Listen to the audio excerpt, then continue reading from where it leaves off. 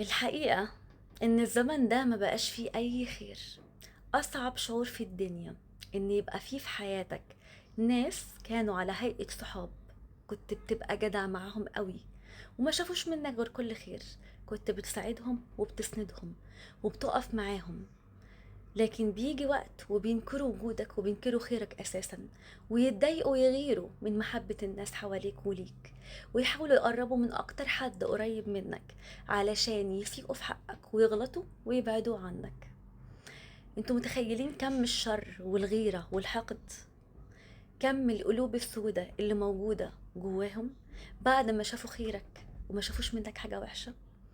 الحقيقة أنا بشفق قوي على الناس دي، على قد ما تصرفاتهم هبلة وبتدل على ضعف شخصيتهم وعدم ثقتهم في نفسهم، على قد ما ده شيء بيفرحني ويبسطني، لأن اللي بيحصل ده بيعرفني أنا قد إيه ناجحة وقد إيه مضايقة وحرقة غيري. الحلو إنه لما بيحصل كده مش أنا اللي بدافع عن نفسي، أنا بلاقي اللي بيقف لي وبلاقي اللي بيدافع لي.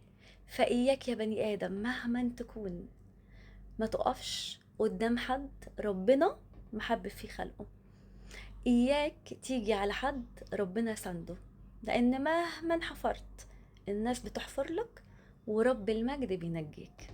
وأنا ربنا معايا وهو اللي بيدافع عني وهو اللي بينجيني. سلام.